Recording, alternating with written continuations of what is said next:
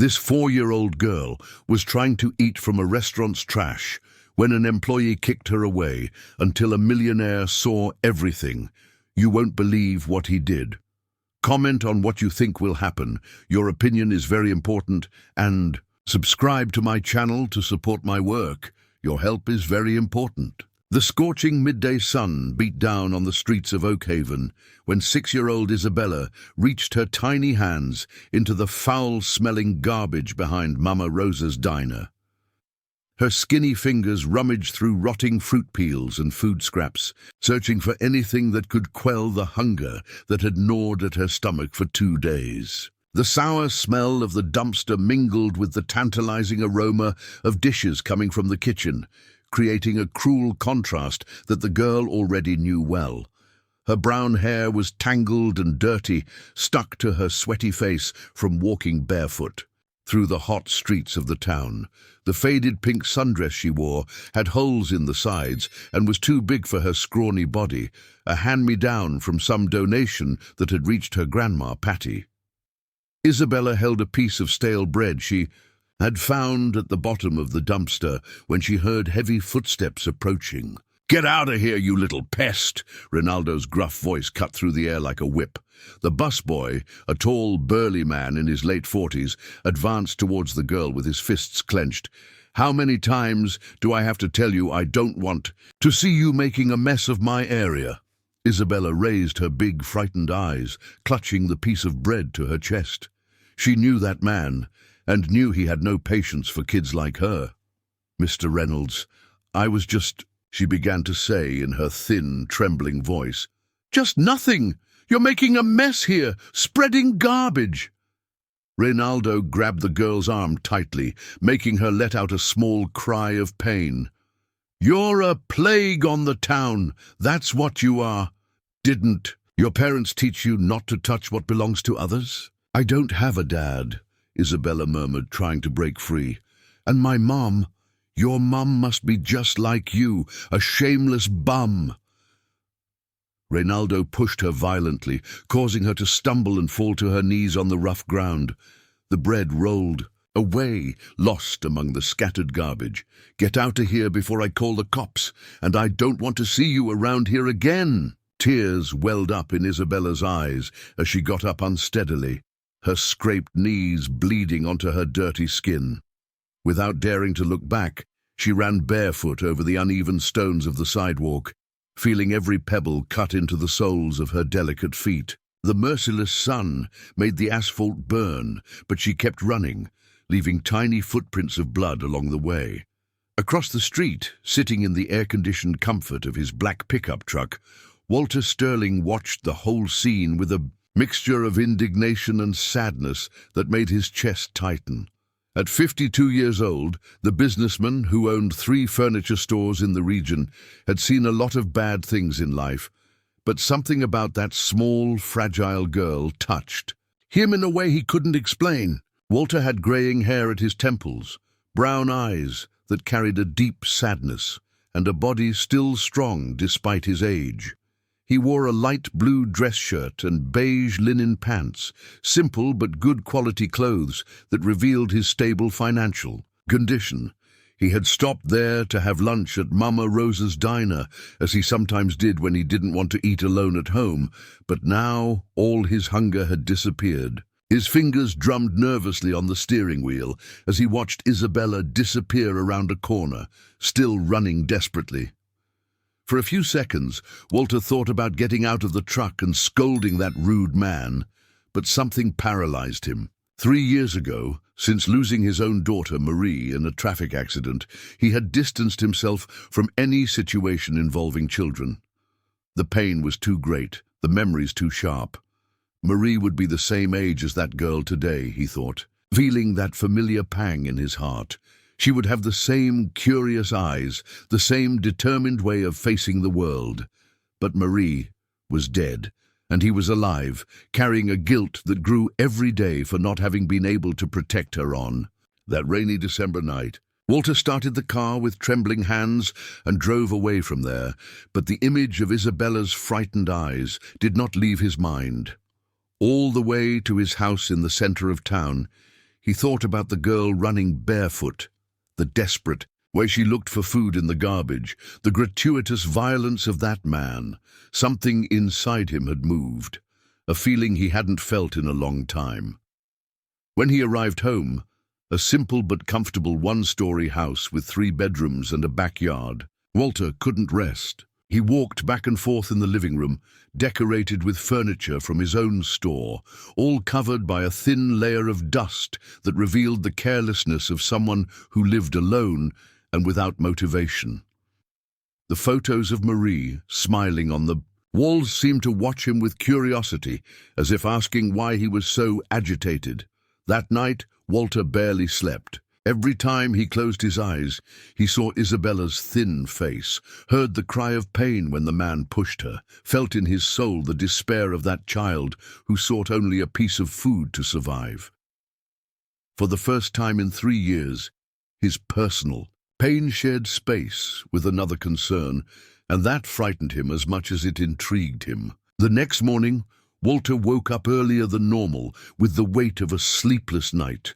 The first rays of sunlight were already entering through the bedroom window when he gave up trying to rest and got out of bed. While preparing coffee in the silent kitchen, his mind inevitably returned to the scene of the previous day. He couldn't stop thinking about the girl running barefoot, the tears that shone in her frightened eyes. After drinking a tasteless coffee, Walter decided to pass through the center of town before going to the store. He didn't admit it to himself, but he was looking for Isabella. He wanted to know if she was okay, if she had found food, if someone had taken care of her injuries. He drove slowly through the still empty streets of Oakhaven, observing every corner, every alley, every place where an abandoned child could be. It was when he turned the corner near the town market that he saw her again. Isabella was sitting on the sidewalk in front of a bakery, drawing on the cement floor with a stick. Even from a distance, Walter could see the concentration on her small face as she created shapes and lines with precise movements. There was something in the girl's posture, in the way she lost herself completely in the activity, that aroused his curiosity. He parked the truck at a safe distance and watched for a few minutes. Isabella was drawing with an impressive skill for a 6-year-old child. On the dirty floor of the sidewalk, she had created what appeared to be a castle with tall towers, surrounded by flowering gardens and small figures that looked like princesses. Her small hands moved the stick delicately, adding details that showed a rich imagination and a sharp intelligence. "Wow, that's beautiful!" An old woman's voice made Isabella look up. It was Mrs. Davis, the owner of the bakery, who had come out to sweep the sidewalk. "You draw very well, young lady. Where did you learn that?" Isabella smiled shyly, a smile that completely transformed her thin face. "No one taught me, Mrs. Davis. I see things in my head and draw." "And what is it that you drew here?" asked the woman, pointing to the elaborate drawing. "It's the kingdom of the brave princesses," replied Isabella, her eyes shining with enthusiasm. "They save other children who are scared and take them to live in the castle, where everyone has food and no one shouts." Mrs. Davis felt her heart tighten at hearing those words. She knew the girl's situation, knew that she lived with her grandmother, Patty, in precarious conditions since her mother had disappeared. "Wait here a little bit," she said, quickly entering the bakery. She returned with a still warm loaf of bread and a glass of milk. "Take this, dear. It's time for breakfast." Isabella's eyes filled with tears of gratitude. "Thank you, Mrs. Davis. You are very kind." She held the bread with both hands, as if it were the most precious treasure in the world, and began to eat, slowly, savoring every little piece. Walter watched the whole scene from inside the truck, feeling a strange emotion grow in his chest. There was something about that girl that touched him deeply, a mixture of fragility and strength that reminded him of Marie. His daughter also drew constantly, creating fantastic stories about heroes and adventures. Seeing Isabella doing the same thing awakened memories that he had tried to bury. After Mrs. Davis went back inside the bakery, Isabella finished eating and resumed her drawing. Walter made an impulsive decision. He got out of the truck, bought a sandwich and a water at the bakery, and slowly approached the girl. "Hi," he said in a soft voice, stopping a few steps away. "Can I see your drawing?" Isabella looked up, startled, recognizing him as the man in the black pickup truck she had seen the day before. Her first instinct was to run, but something in Walter's gentle tone made her hesitate. "You don't have to be afraid," he continued, crouching down to her height. "I just wanted to see because it looks very beautiful.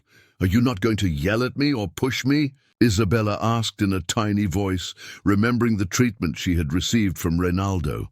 "Never," replied Walter, feeling a renewed anger against the busboy.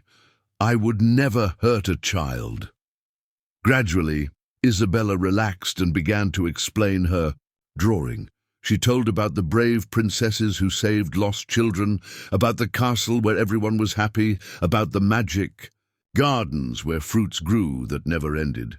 Her rich imagination and her eloquent way of expressing herself impressed Walter deeply. "You have a lot of talent," he said sincerely. "Have you ever thought about drawing on paper?"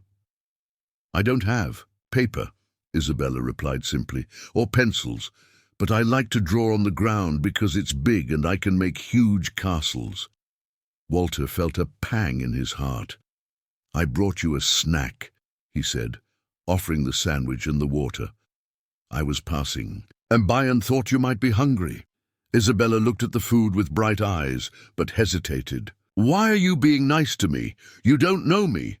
The innocent question hit Walter hard. Why was he doing that? Why did he care about an unknown child?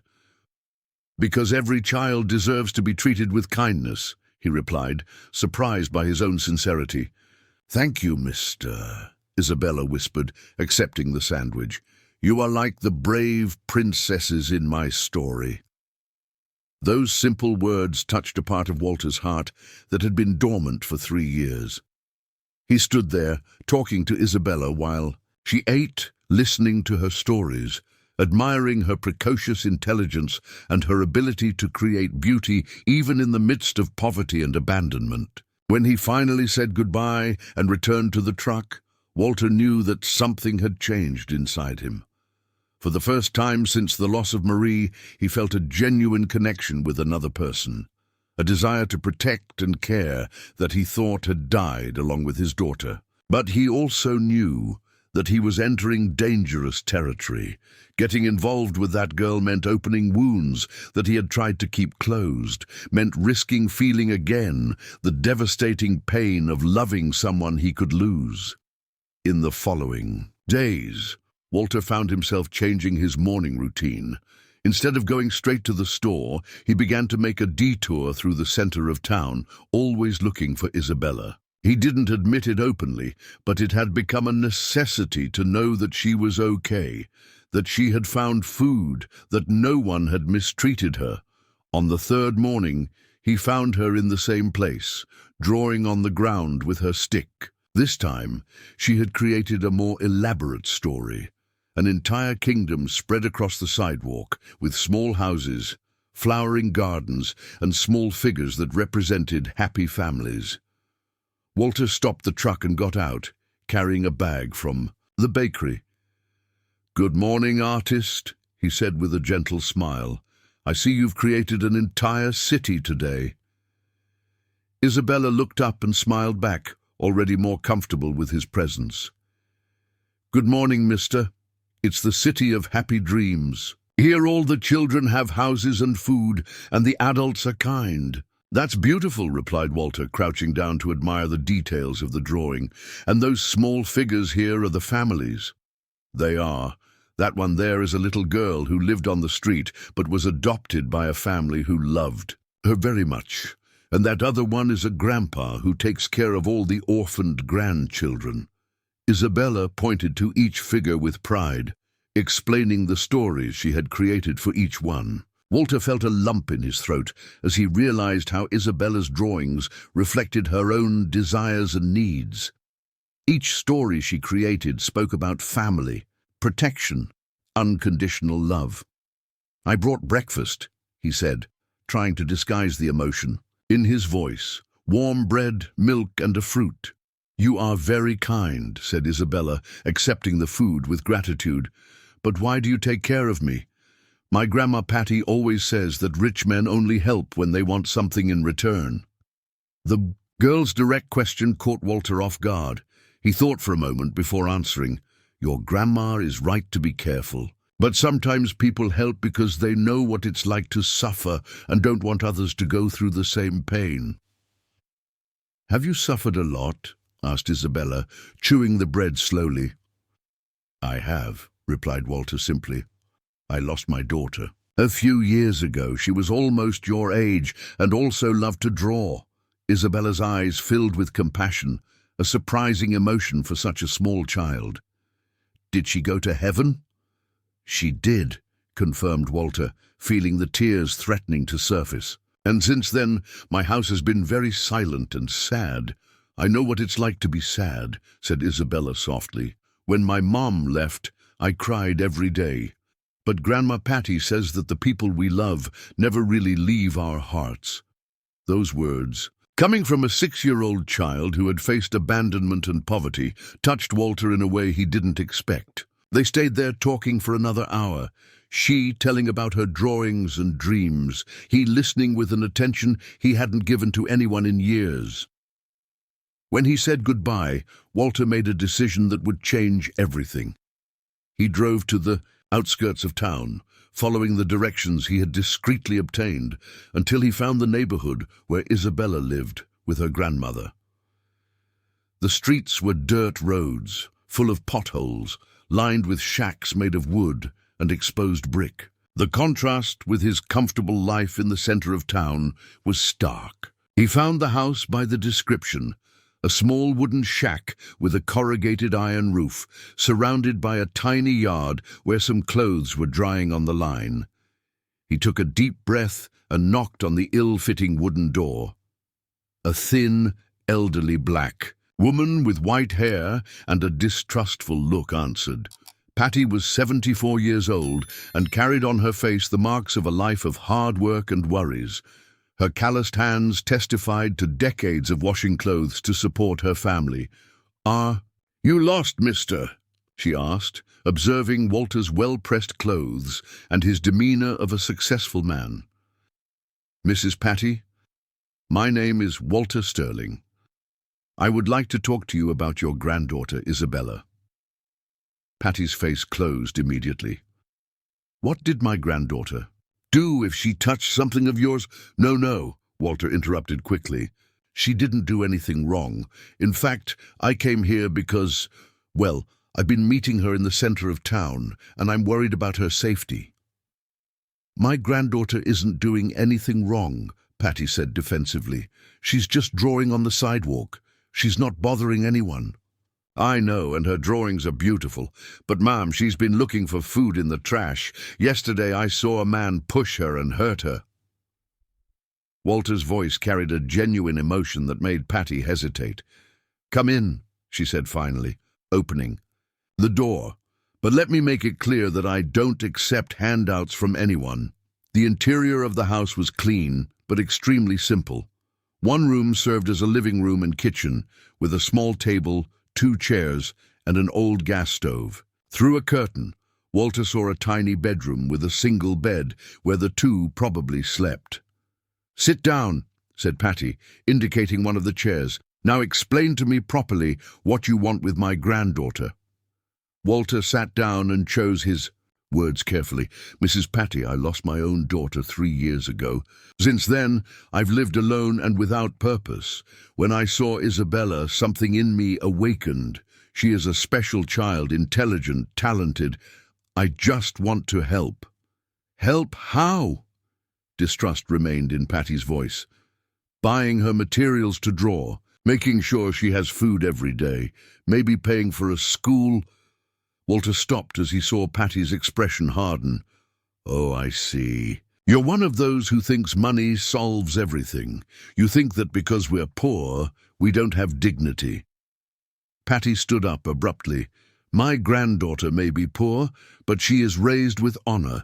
She doesn't need the charity of a rich man who appears out of nowhere. It's not charity, Walter insisted, also standing up. It's like an investment in her future. Isabella has an incredible talent, an intelligence that deserves to be developed.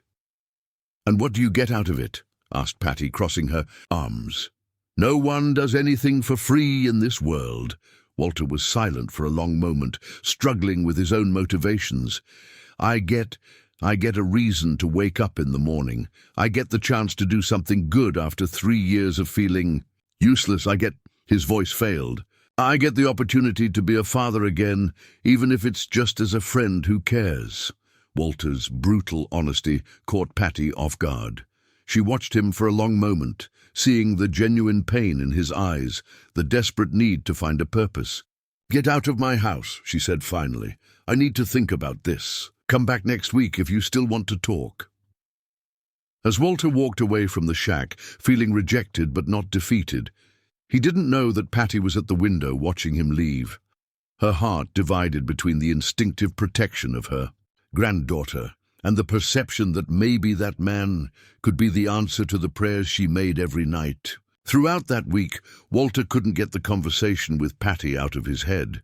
The old woman's distrust was understandable, but also frustrating.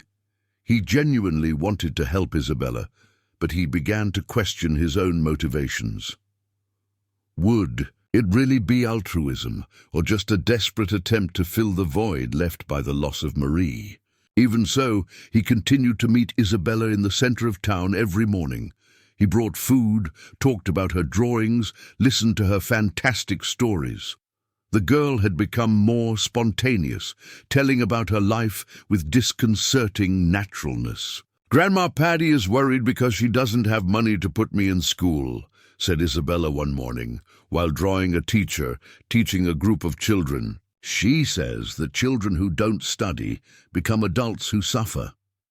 Your grandma is right, Walter replied. Education is very important. Did you study a lot? Asked Isabella, raising her curious eyes. I did. That's why I was able to have my company and help other people. Walter watched the girl's drawing, impressed with the details. Would you like to go to school? A lot. I want to learn to write, to put words in my drawings, and I want to learn math to know how much food costs.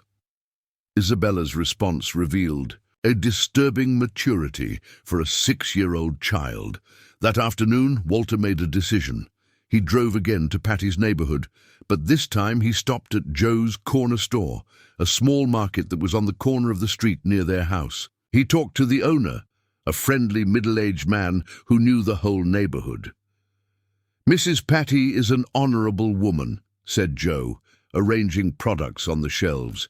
She works hard, washes clothes for half the neighborhood. But the situation is difficult. People have little money. They pay when they can. Sometimes she goes days without earning anything. And the girl? Asked Walter. Isabella is an angel, as smart as they come. She stays here drawing on the floor sometimes, and I give her a cookie or a fruit when I can, but I know they're in need. Joe shook his head sadly. It's sad to see a child hungry. Joe, I would like to make a deal, said Walter, taking out his wallet. I'm going to leave some money here. When Mrs. Patty or Isabella come to buy something, you sell it at the normal price, but deduct it from this amount. You don't have to say it was me. Joe's eyes widened. But mister, that's a lot of money. It's to help a family in need. Can you do that for me? Of course I can. Mrs. Patty is proud. She would never accept direct help. But like this, Joe smiled. I'll say it's a special promotion for old customers. Walter left the store feeling better, but he knew that this was just the beginning. Isabella needed much more than food. She needed education, medical care, opportunities, and above all, she needed someone who believed in her potential. 2 days later, he was at the store checking the stock when his oldest employee, Raymond, approached him with a worried expression. "Boss, there's a lady here wanting to talk to you. She says it's about a girl."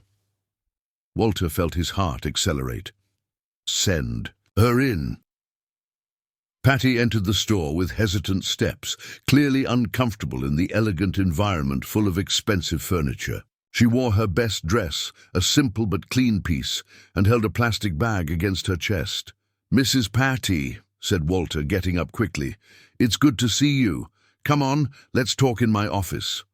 Walter's office was simple but organized, with a wooden desk, some chairs, and photos of his furniture on the walls. Patty sat on the edge of the chair, still tense. "I came here because—" she began, then stopped, taking a deep breath. "I came because my granddaughter doesn't stop talking about you. She says you're kind, that you bring food, that you talk about her drawings." "Isabella is a special girl," Walter said softly. "She is. And that's why I need to protect her." Patty looked directly into his eyes.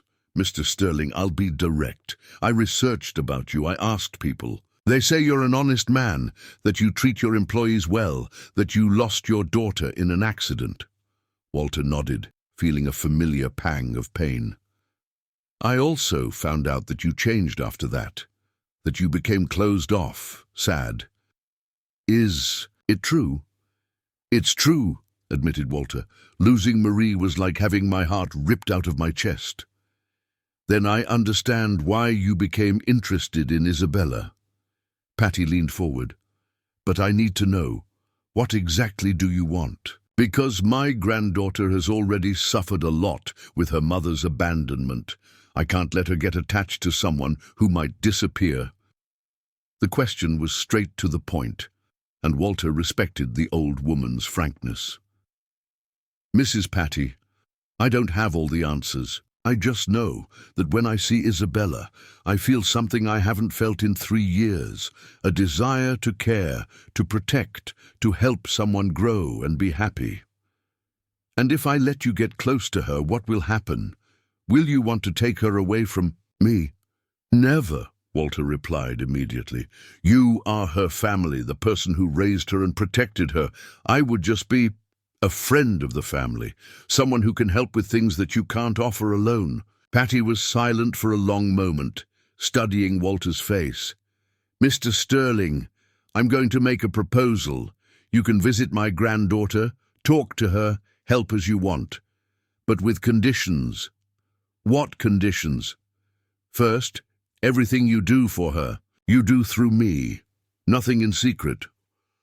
Second, if one day you decide that you don't want to help anymore, let me know before you disappear. Third, respect that I am responsible for her. The final word is always mine." Walter felt a wave of relief and gratitude. "I accept all the conditions, and Mrs. Patty, thank you for trusting me." "I'm not trusting yet," she said, getting up. "Trust is earned with time, but I'm giving you a chance." When Patty left the store, Walter was alone in the office, feeling a mixture of nervousness and hope. For the first time in 3 years, he had something to look forward to, a reason to plan the future. But he also knew that he was taking on a huge responsibility. Isabella and Patty needed him, and he couldn't disappoint them. That night, for the first time since Marie's death, Walter slept deeply, dreaming of a girl with bright eyes, drawing colorful castles in a world where all children were loved and protected.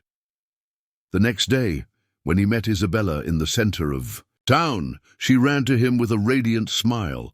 "Mr. Walter, Grandma Patty said that you can be our real friend now." "It's true," he replied, crouching down to her height. "And do you know what that means?" "What?" "It means that we're going to take care of each other like a family does." The next 2 months brought a surprising transformation in the lives of all involved. Walter established a routine of visiting Patty's house 3 times a week, always bringing groceries or small gifts for Isabella. The girl blossomed under the indirect care, gaining weight, smiling more often, and mainly developing even more her artistic talent. "Look, Mr. Walter," exclaimed Isabella on a sunny afternoon, showing a drawing notebook that he had bought for her. "I drew a school with many children learning, and here," she pointed to a small figure in the corner of the sheet, "it's me sitting at the desk." Walter examined the drawing with genuine admiration. The technical evolution of Isabella was impressive, but what touched him most was the emotional content of her creations. Each drawing told a story of hope, of dreams that a 6-year-old girl carried despite all the difficulties. "It's beautiful, Isabella. And you know what else? I think that dream may come true very soon." The girl's eyes sparkled. "Really? Will I be able to go to school?" "Your grandma and I are talking about it," replied Walter, looking at Patty, who was watching the scene from the kitchen door. During those weeks, Patty had gradually lowered her guard. She saw how Walter treated Isabella with genuine fatherly affection, how he respected the rules she had established, how her granddaughter transformed day after day. The initial distrust had given way to cautious gratitude. "Mr. Sterling," she said, approaching, "can I talk to you outside?" They went out to the small yard, where some clothes were drying on the line. Patty seemed worried, more tense than in recent days. "Has something happened?" asked Walter. "I received news that left me devastated," said Patty, her voice trembling slightly. "Valerie, my daughter, she's back." Walter's heart froze.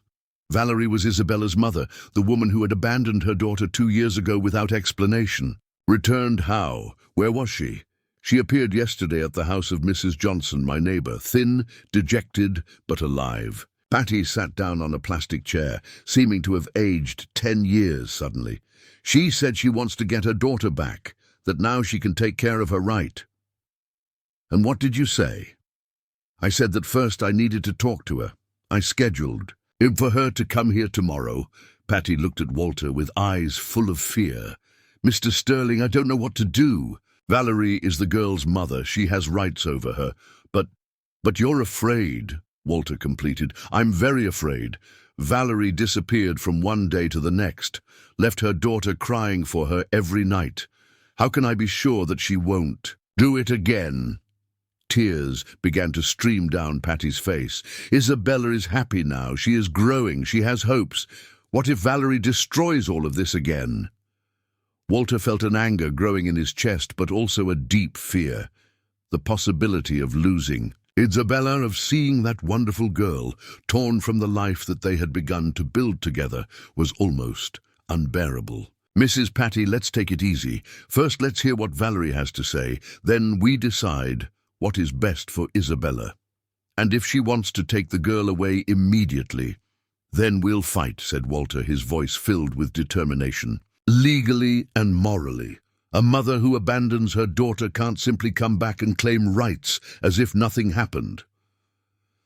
That night, Walter barely slept. He thought about Isabella, about her drawings full of hope, about how she had become a fundamental part of his life. The idea of losing her awakened a pain he hadn't felt since Marie's death. The next day, he arrived at Patty's house an hour before the scheduled meeting with Valerie. He found Isabella playing in the yard, oblivious to the storm that was approaching. "Mr. Walter, come see the drawing I made for you." She ran to him with a piece of paper in her hands. It was a drawing of 3 people, an elderly woman, a man in a suit, and a little girl, all holding hands in front of a house. "It's us! Our family!" Walter's heart broke at seeing that drawing. To Isabella, they really were a family. He had become a father figure, Patty, the caring grandmother, and she the beloved daughter. How to explain that a woman she barely remembered could destroy all of this? "It's beautiful, my dear," he said, hugging her. "I'll keep it forever." At 2 o'clock sharp, a thin and dejected woman appeared at the gate. Valerie had disheveled brown hair, sunken eyes that revealed suffering, and simple but clean clothes. She seemed older than her 32 years. "Mom," she said, addressing Patty in a hesitant voice, "thank you for agreeing to see me." "Come in," replied Patty coldly. "We have a lot to talk about." Isabella, who was playing in the yard, stopped at hearing the unfamiliar voice. Walter saw the exact moment when she recognized Valerie. The girl's face went through a series of emotions: confusion, recognition, fear, and finally, a deep sadness. "Mommy," she whispered, her voice so low it could barely be heard. "Hi, my daughter," said Valerie, crouching down. "How you've grown. You're so beautiful." Isabella didn't run into her mother's arms as Valerie expected. Instead, she hid behind Walter, grabbing his leg tightly. "Why did you leave?" asked Isabella, her words laden with a pain that broke everyone's heart. Valerie began to cry. "Mommy was very sick, my daughter. Very, very sick, but now I'm better and I came to get you." "Get you to where?" The question came from Patty, her voice as hard as stone. "To Phoenix. I have an opportunity there, a good man who wants to take care of both of us." Walter felt all his internal alarms go off. Something in the way Valerie spoke, in the way she avoided looking directly into their eyes, made him deeply uncomfortable. "What kind of opportunity?" he asked. Valerie looked at him for the first time, clearly surprised to find a stranger there. "And you are?" "I'm Walter, a friend of the family who has been helping take care of Isabella." "I didn't know my daughter needed care from strangers," said Valerie, a defensive tone appearing in her voice. "She needed it because her mother disappeared without a trace," retorted Patty, "and now she shows up here wanting to take the girl, as if she were picking up a forgotten object." The tension in the air was palpable. Isabella clung even tighter to Walter's leg, clearly frightened by the argument between the adults. "I know I made mistakes," said Valerie, trying to control her tears, "but I'm her mother. I have rights." "Rights are earned with responsibility," said Walter, his voice firm but controlled. "Where have you been these 2 years? What happened to make you abandon your daughter?" Valerie hesitated, and in that hesitation, Walter realized that there were many more secrets behind her return than she was willing to reveal at that moment. Valerie's hesitation did not go unnoticed by anyone in the room. Patty crossed her arms, her gaze becoming even more distrustful, while Walter kept Isabella protected behind him.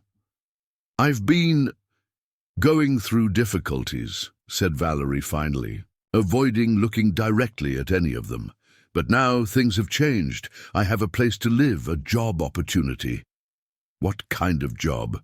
insisted Walter, his experience as a businessman making him perceive the evasiveness in her speech. "Sales. Kevin, my partner, he has contacts in Phoenix. He said I can earn well, enough to take care of Isabella, right?"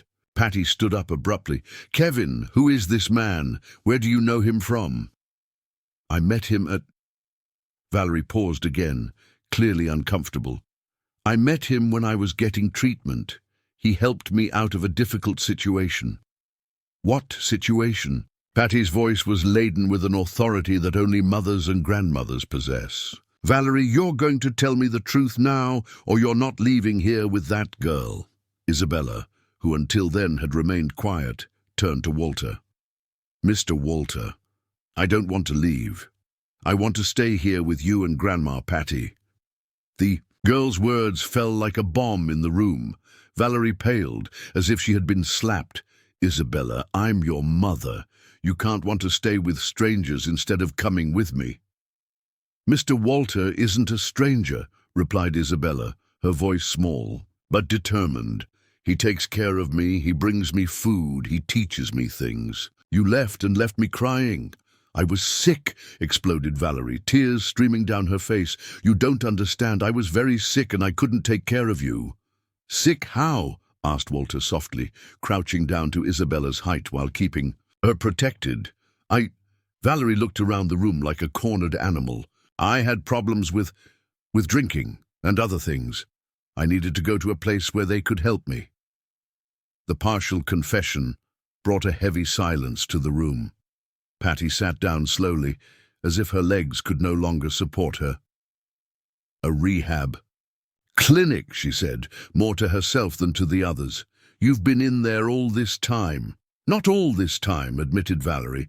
I stayed there a year and a half. Then I stayed at the halfway house for a few more months. And this Kevin? Asked Walter, a suspicion growing in his mind. He helped me when I left the clinic. He gave me a place to stay. He supported me. Valerie wiped the tears with the back of her hand. Now he wants me to go with him to Phoenix. He said that there I can start a new life with Isabella. And you believe him? Patty's question carried decades of life experience.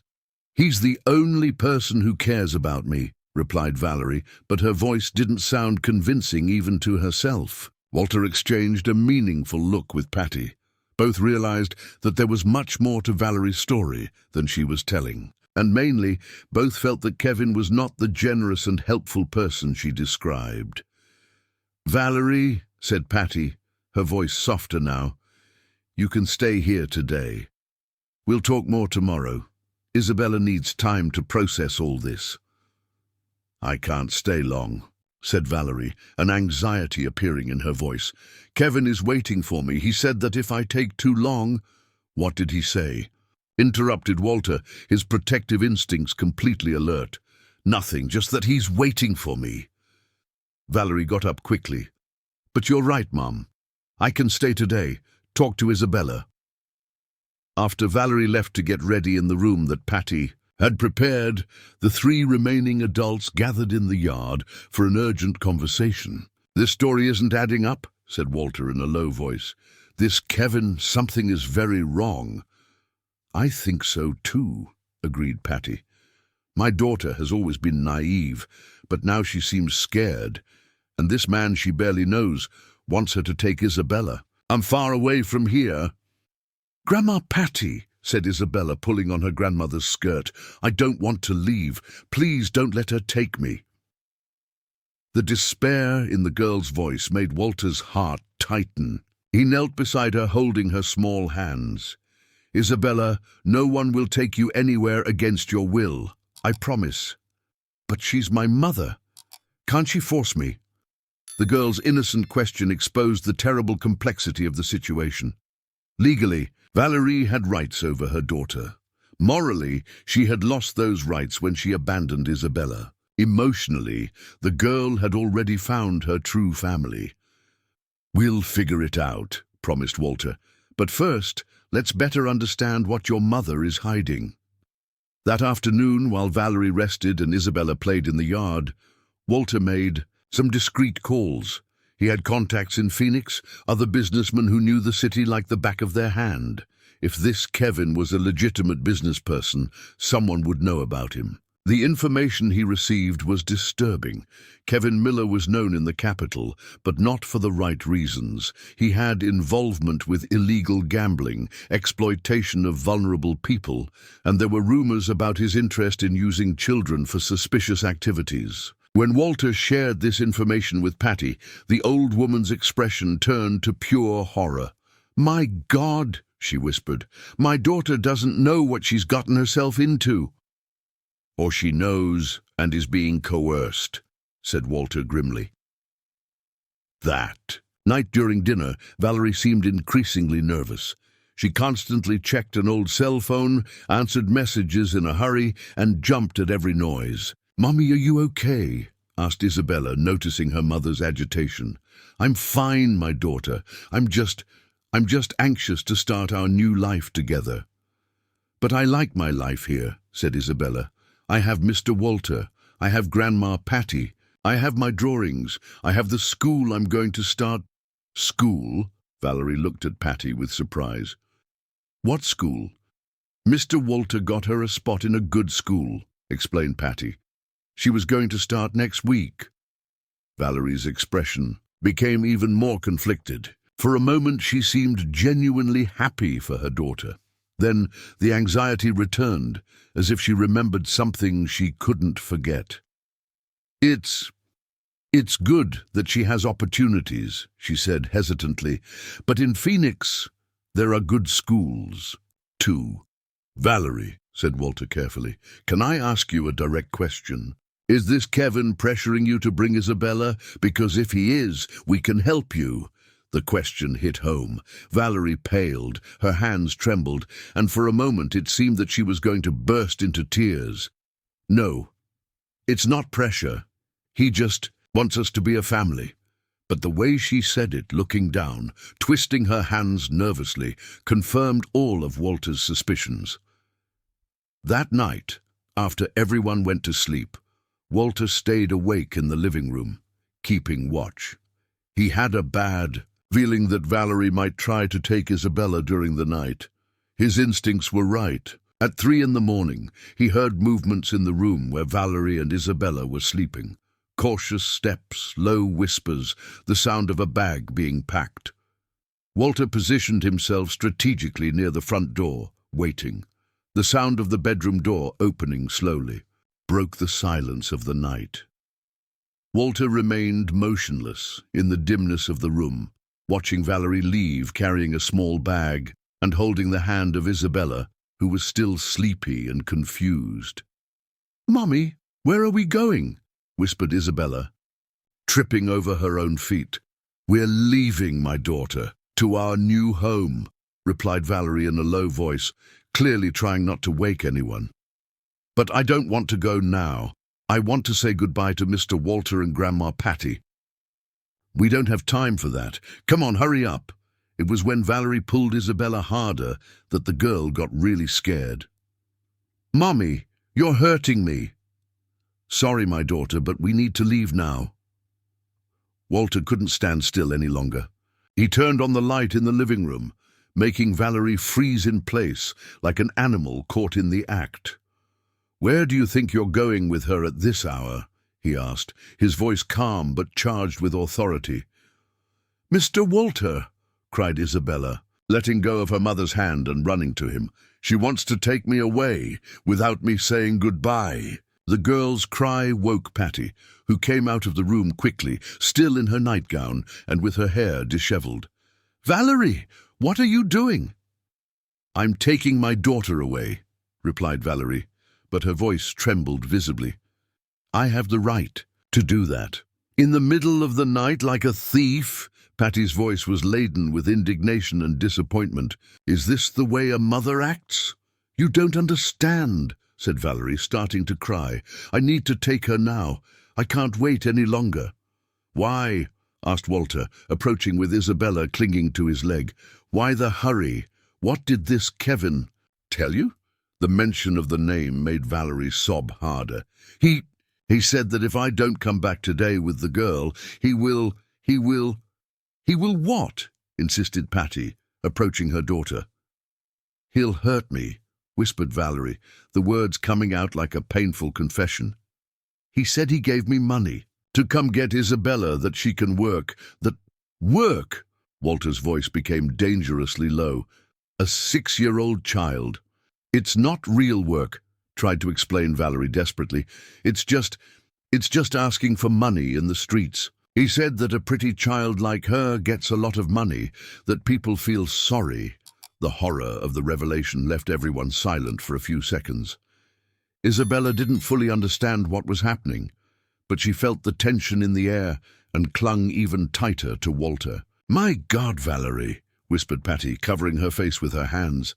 "How could you get involved with someone like that?" "I didn't know," exploded Valerie.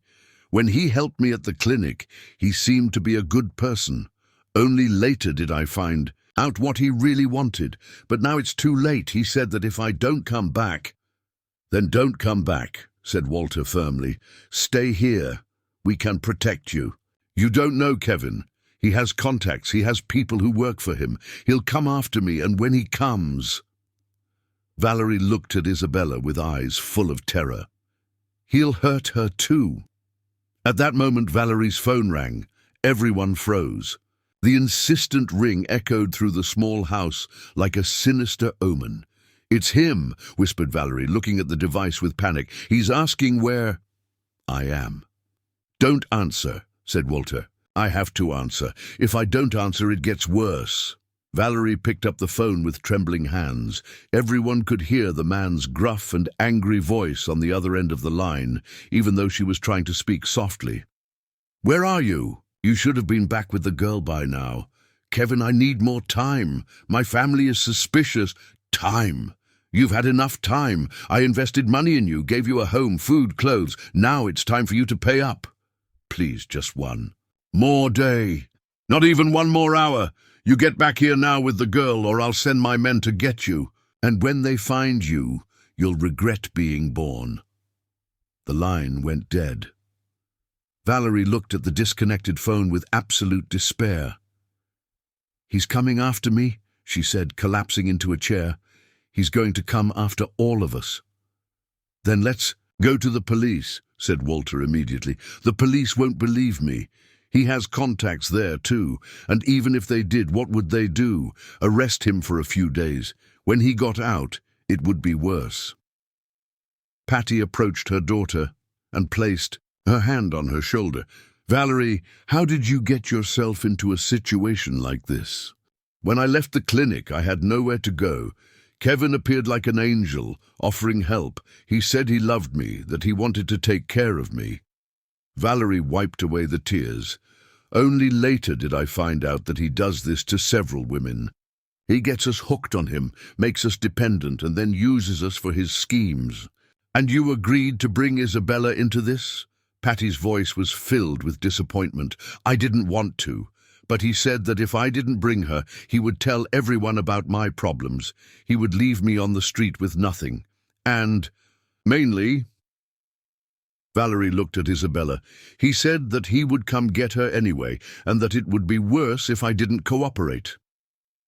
Walter quickly processed the situation. Kevin was a dangerous man who used vulnerable women to exploit children. Valerie was being blackmailed and threatened, and Isabella was at the center of it all, without even understanding the danger she was in. Valerie, you're going to stay here, he said with determination. I'm going to resolve this situation. How? You don't know Kevin. He's not just an ordinary man. He has a network. He has people who work for him. And I have resources, contacts, and mainly I have something he doesn't have. Legitimate reasons to fight. Walter crouched down in front of Isabella. No one is going to hurt you, I promise. Mr. Walter, I'm scared, said Isabella, her big eyes full of tears. I know, my dear, but you don't need to be afraid. We're going to take care of everything.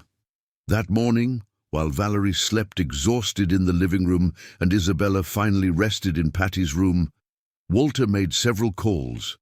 Contacts in Phoenix, lawyers, people who knew the city's underworld and could give information about Kevin. What he discovered was even worse than he imagined. Kevin Miller was not just a child exploiter. He ran a network that used vulnerable women to entice minors into forced begging. Several families had already lost children to his schemes. But Walter also discovered something important. Kevin had enemies. Other businessmen he had tried to blackmail, families he had destroyed, authorities who were already keeping an eye on him but needed evidence.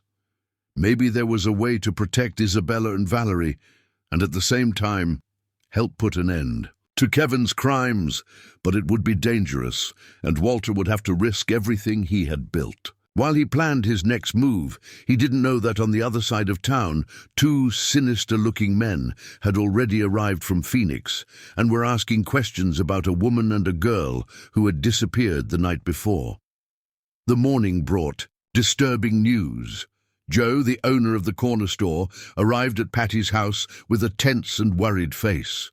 He had closed the store early and had come running to warn about the two men who were asking about Valerie and Isabella in the neighborhood. Mrs. Patty, there are strange people asking questions around here, he said, looking nervously over his shoulder. Two men from out of town with unfriendly faces. They said they are looking for a woman and a girl who disappeared yesterday. Valerie, who was drinking coffee with her hands still trembling, paled completely. They're Kevin's men. He sent them to get me. What kind of questions did they ask? Asked Walter, keeping his voice calm so as not to scare Isabella, who was playing in the corner of the room with her crayons. They asked if I knew Valerie Santos, if I knew where she lived, if I had seen her with a small child. Joe lowered his voice. I said I didn't know anyone by that name, but they didn't seem to believe me much. Did they do anything else? Asked Patty. They offered money for information, a lot of money, and they said they were coming back this afternoon to talk to more people. Joe looked directly at Valerie. Girl, what kind of trouble have you gotten yourself into? Valerie couldn't answer. She just covered her face with her hands and began to sob softly. The reality of the situation was becoming more concrete and terrifying by the minute. Joe, thank you for letting us know, said Walter. Can you do one more thing for us? If these men come back, can you try to find out where they're staying? Without compromising yourself, of course. I can try, but you need to get out of here, Mr. Sterling. These people don't mess around. After Joe left, the house was enveloped in a suffocating tension. Valerie didn't stop crying. Patty walked back and forth praying softly, and Isabella, realizing that something serious was happening, had stopped playing and had clung to Walter. Mr. Walter, why is everyone sad? She asked in her tiny voice. We're solving some adult problems, my dear, but you don't need to worry.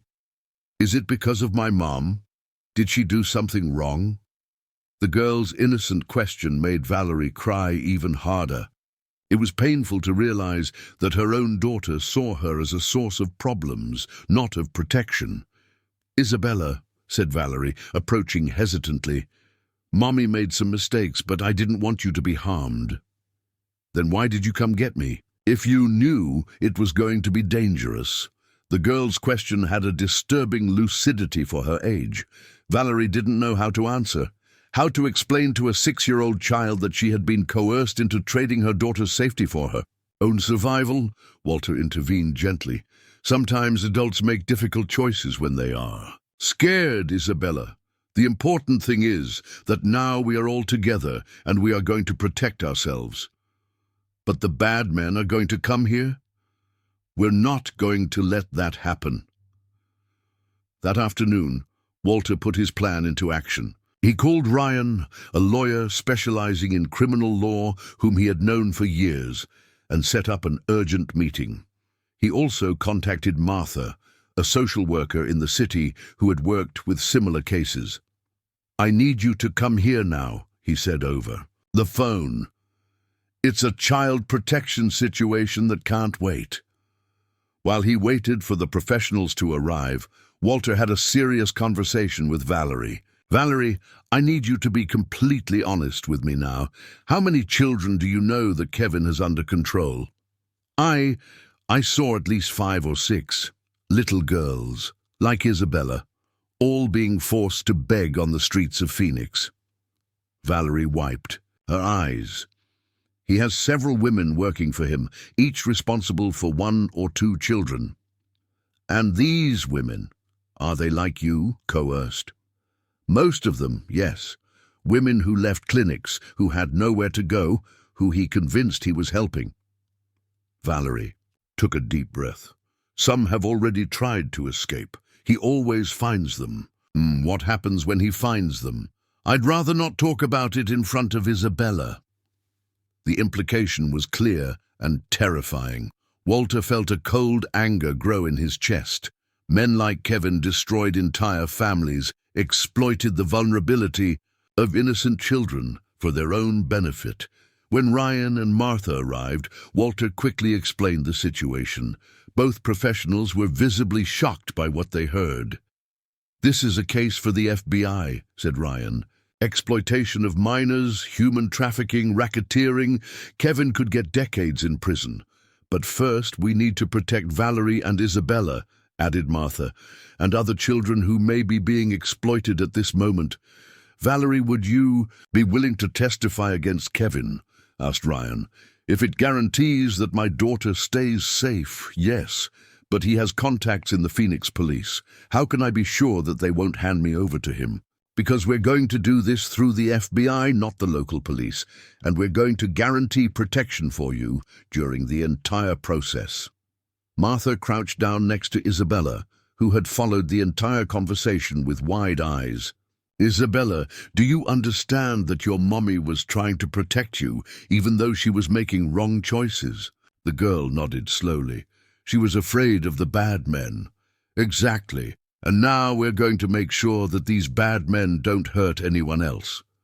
And can I continue living with Mr. Walter and Grandma Patty?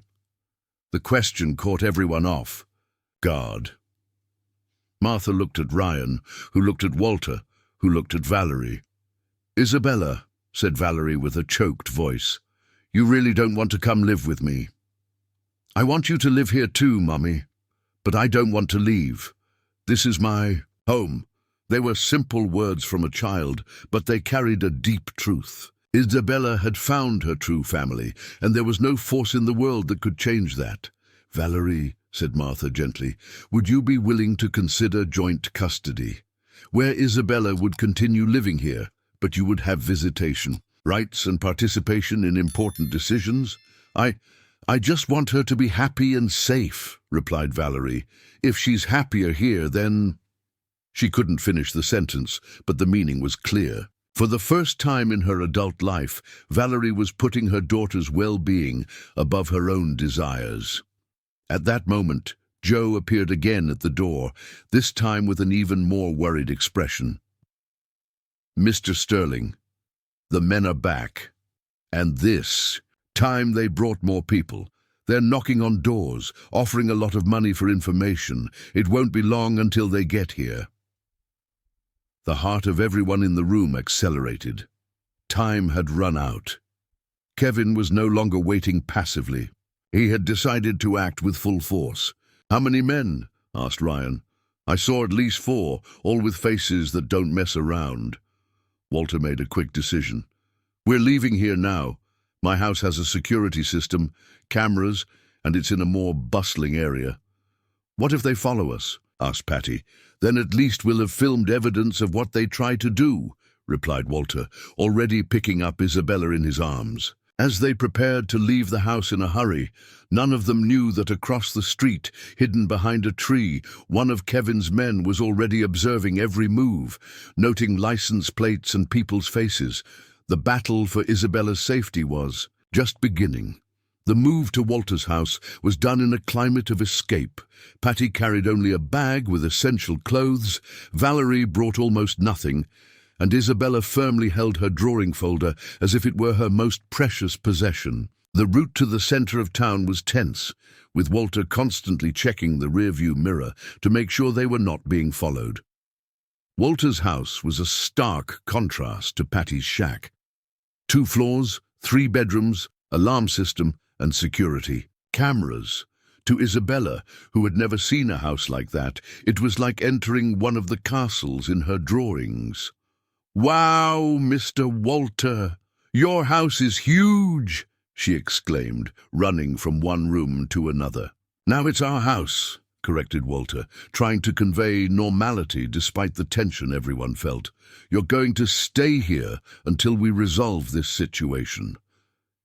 Patty watched everything with wide eyes. The furniture was elegant but welcoming. There were paintings on the walls, well-cared-for plants, a large television in the living room.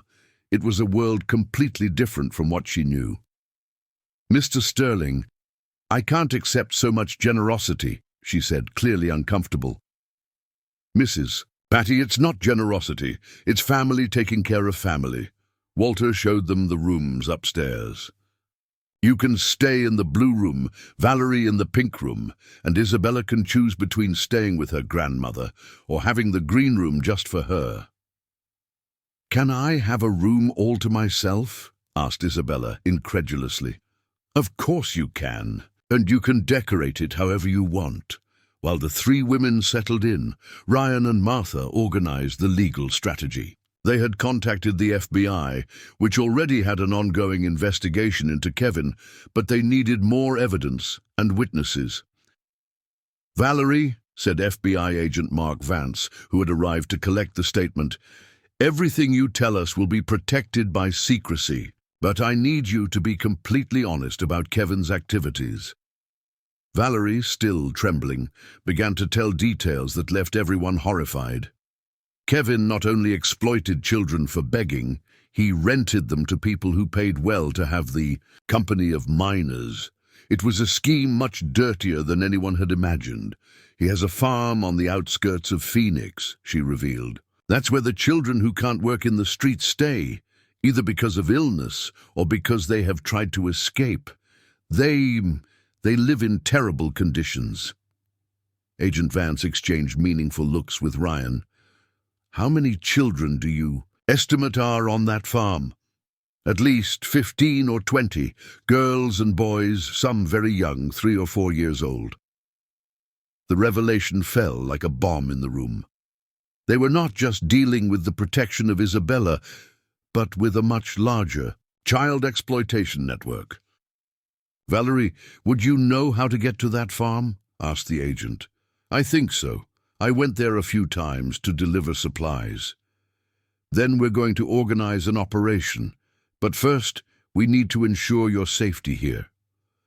As if it were a sinister omen, at that moment the house's alarm system began to blare. The security cameras showed 2 men prowling around the gate, clearly observing the property.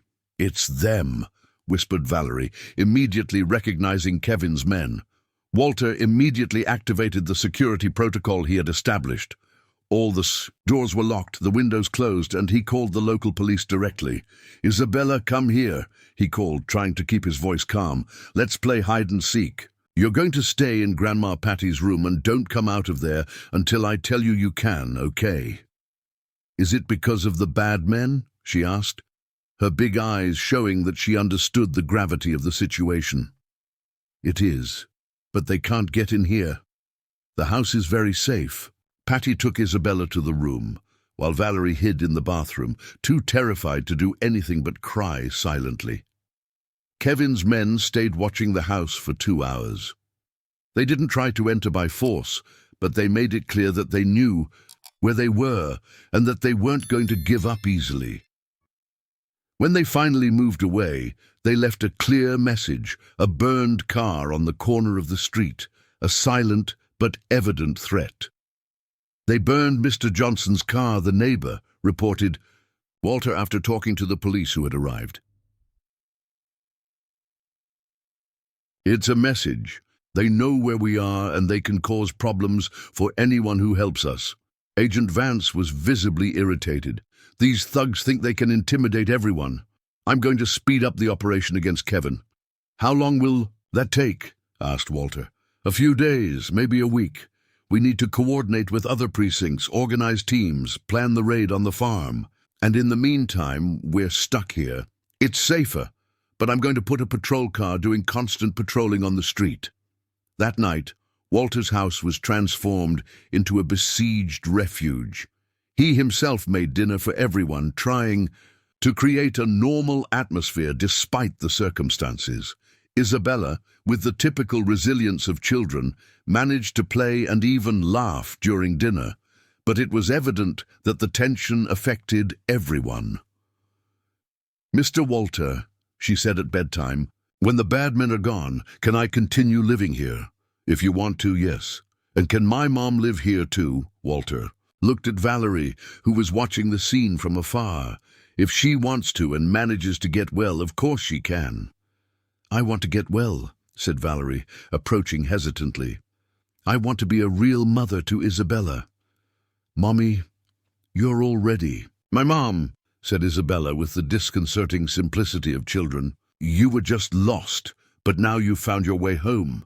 The girl's words made Valerie cry, but this time they were tears of hope, not of despair.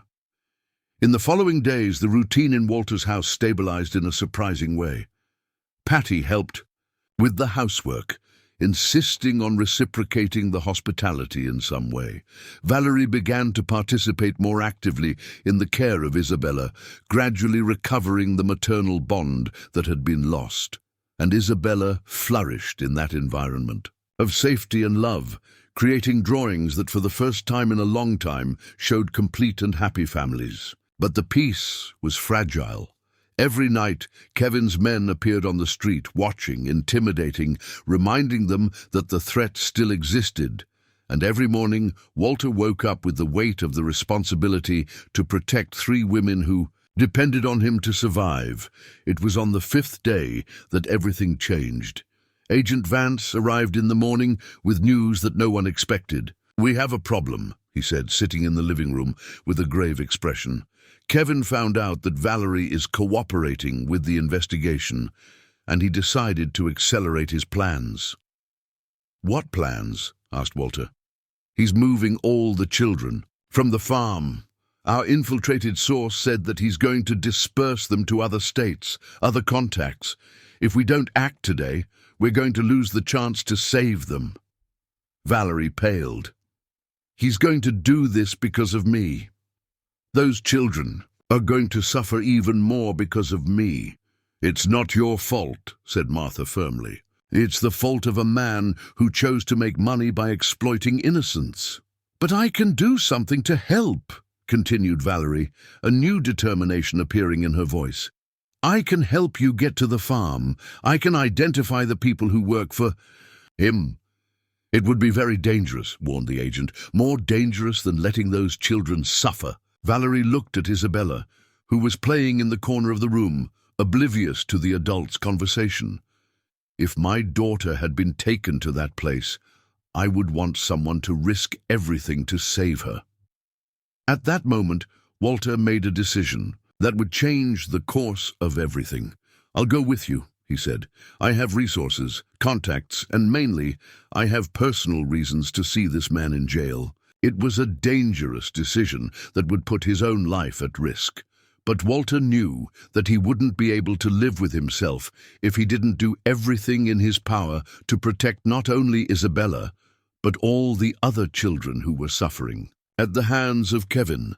The preparation for the operation against Kevin was intense and quick. Walter insisted on participating, not only as an informant, but as someone who could help financially in the reintegration of the children who were rescued. Agent Vance, initially reluctant, eventually agreed when he realized that Walter's resources and contacts would be valuable. "Isabella," said Walter, crouching down next to the girl who was drawing in the room, "I'm going to travel for a few days. You're going to stay here with Grandma Patty and your mom, okay?" "Where are you going?" she asked, lifting her eyes from the drawing. "I need to help some children who are going through difficulties like you went through." "Children like me?" Isabella's eyes filled with compassion. "Are they also scared?" "They are, but we're going to make sure they're safe, like we took care of you." "Then you really need to go," she said with an impressive seriousness for a 6-year-old child. "But promise you'll come back?" "I promise," said Walter, hugging her tight. "And when I come back, we're going to have a party to celebrate that. All the children are safe." Patty watched the farewell with a heavy heart. In a few months, she had seen this man transform from a stranger into a father figure for her granddaughter, and now she saw him leave for a dangerous mission motivated by the same love he showed for Isabella. "Mr. Sterling," she said, approaching, "you have become part of our family. Please be careful." "I will, Mrs. Patty, and when I come back, we're going to talk about making this situation official. I want to adopt Isabella legally, if you agree." The words were said naturally, but they carried an enormous emotional weight. Valerie, listening from the kitchen, felt a mixture of gratitude and loss. It was painful to admit that another man could be a father to her daughter better than she could be a mother, but it was also comforting to know that Isabella would have the security and love she deserved. The operation began at dawn. 3 FBI cars headed towards the farm on the outskirts of Phoenix, with Valerie and Walter in one of them, serving as guides. The road was long, through dirt roads that cut through the vegetation typical of the Arizona desert. "I'm nervous," confessed Valerie during the trip. "I don't know how I'm going to react to seeing Kevin again." "You don't need to talk to him," reassured Agent Vance. "You just need to show us where the children are and identify the others involved. What if he tries to escape? Kevin is smart. He always has escape plans. That's why we're arriving by surprise before dawn. And we have all the exits guarded. When they arrived in the vicinity of the farm, what they saw confirmed all their worst fears. It was a large property, but in very poor condition. Precarious constructions, barbed wire fences, and a heavy silence that indicated that there was a lot of hidden suffering there. "The children are in that shed over there," whispered Valerie, pointing to a low building in the back of the property, "and Kevin lives in the main house." The operation was executed with military precision. While one group headed to the main house to arrest Kevin and his henchmen, another ran to the shed where the children were. Walter made a point of accompanying this second group. What they found in the shed was devastating. 15 children, between 3 and 10 years old, were sleeping on dirty mattresses on the cement floor. They were thin, with torn clothes, some visibly ill. The smell in the environment was unbearable, a mixture of urine, spoiled food, and human despair. "My God," whispered Walter, feeling nausea and a deep anger grow in his chest. The children woke up startled by the commotion. Many began to cry, others tried to hide in the corners of the shed. It was evident that they were used to being beaten when they made noise. "Calm down, children," said one of the agents, crouching down in the middle of the group. "We came to help you. No one is going to hurt you anymore." Walter observed the frightened faces and saw Isabella in each of them. They could have different destinies if the circumstances were different. Luck had put Isabella in his path, but these children had not had the same luck.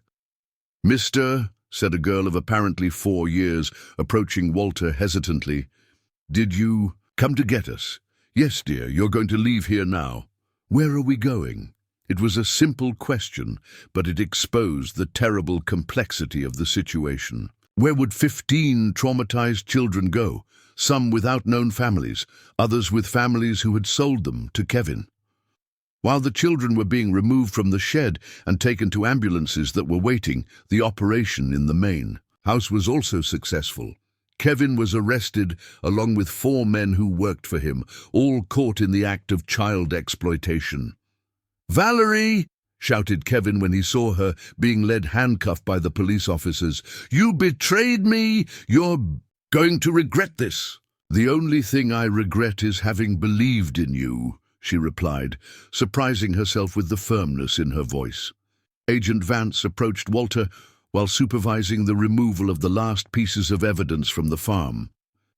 "Mr. Sterling, these children are going to need a lot of support to recover. Shelters, psychological treatment, some will need surgeries to treat health problems resulting from the mistreatment." "You can count on me," replied Walter without hesitation. "I'm going to create a foundation to specifically take care of these cases. These children are going to have all the support they need. That's quite a commitment. It's a necessary commitment.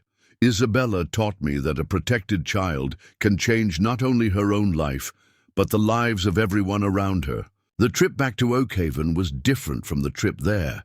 There was a sense of mission accomplished, but also the awareness that the real work was just beginning. 15 children would need years of care and love to recover from the trauma they had suffered. When they arrived in town, Walter ran straight home. He found Isabella drawing on the porch, with Patty crocheting next to her and Valerie preparing lunch in the kitchen. It was a scene of domestic normality that contrasted dramatically with the horrors he had witnessed on the farm. "Mr. Walter," shouted Isabella, running into his arms, "you came back, and the children, are they safe?" "They're safe now, my dear, all of them."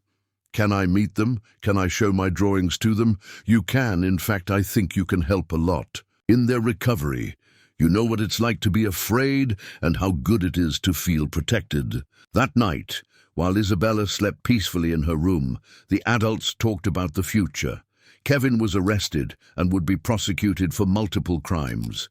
Valerie had agreed to testify, ensuring that he would stay in prison for a long time. The 15 rescued children were being cared for in different institutions, but Walter had committed to personally following up on each case.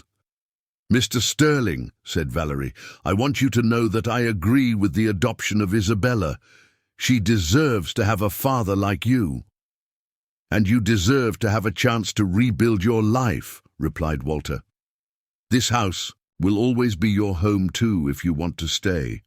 "I want to stay. I want to learn to be a real mother, even if I'm not the main caregiver for Isabella." Patty smiled, seeing her strange but loving family consolidate in a way she had never imagined. But there were still secrets to discover, revelations that would change everything once again. 3 weeks after the operation that dismantled Kevin's network, life in Walter's house had found a more tranquil rhythm. But an unexpected discovery was about to shake the whole family again. Isabella now attended a private school in the center of Oakhaven, where her drawings impressed teachers and classmates. Valerie had started psychological treatment to deal with her traumas, and Patty was gradually adapting to the comfortable life she had never experienced. It was during a family therapy session, suggested by Martha to help everyone process the recent traumatic events, that the bomb exploded. Dr. Carol Owens, the psychologist who was following the case, was reviewing Isabella's documents when she asked an apparently routine question that would change everything.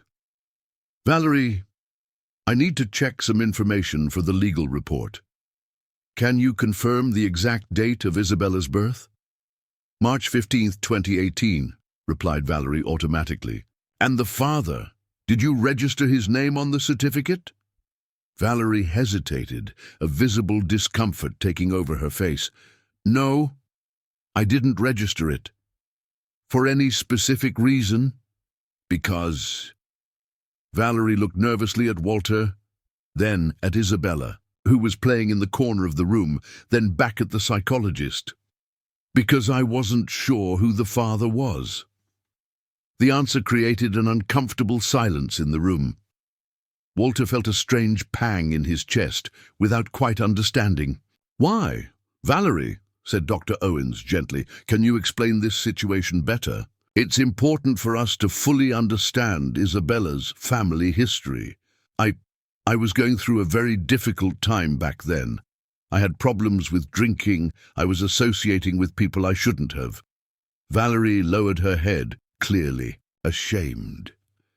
"There were some situations in which I wasn't lucid enough to remember everything." Walter felt a growing unease. There was something in the way Valerie spoke, in the way she avoided looking at him, that awakened a terrible suspicion in his mind. "Valerie," he said carefully, "when exactly was Isabella conceived?" "Around June of 2017, I think." "June of 2017, repeated Walter, doing mental calculations. "Were you in Oakhaven at that time?" I was. I was going through a very bad phase, drinking a lot, and—" She stopped, as if she'd realized where the conversation was leading. "And what?" insisted Walter, a terrifying suspicion growing in his mind. "And there was one night when I was completely drunk, and I woke up at someone's house, without really remembering how I had gotten there." The silence that followed was deafening. Dr. Owens observed the interaction with professional interest, beginning to understand the dimension of what was being revealed. "Whose house was it?" asked Walter, his voice almost a whisper. Valerie finally raised her eyes and looked directly at him. "It was your house, Mr. Sterling." The words fell like a bomb in the room. Walter felt as if the ground had disappeared. From under his feet, Patty covered her mouth with her hands in total shock. Isabella, realizing that something serious was happening, stopped playing and looked at the adults with concern. That's impossible," murmured Walter. "I would remember—" "You were drinking that night too," said Valerie softly. "It was at a party at Mr. Davies' house, your accountant. You were going through a very difficult period after your wife's death. I was there too, completely drunk." Memories began to return like painful flashes. Walter vaguely remembered that party, a few months after Marie's death. He had drunk too much, trying to drown the pain of the loss. He remembered confused conversations, people he barely knew, waking up the next day with a terrible hangover, and fragments of memories that he had never been able to organize completely. "My God," he whispered, "you're saying that Isabella—" "She's saying that she might be your biological daughter," completed Dr. Owens, understanding the magnitude of the situation. Isabella, who had only caught parts of the conversation, approached Walter with wide eyes. "Mr. Walter, are you my real daddy?" The girl's innocent question broke Walter's heart. How to explain to a 6-year-old child that the man she had chosen as a father figure could actually be her biological father, the result of a night that neither parent could remember properly? "Isabella, my dear," said Dr. Owens, intervening gently, "the adults need to talk about some complicated things. How about you go play in the yard with Grandma Patty for a few minutes?" Patty, still in a state of shock, took Isabella out of the room, leaving Walter, Valerie, and the psychologist alone to process the revelation. "Valerie," said Walter, his voice trembling, "why did you never tell me this?" "Because I wasn't sure.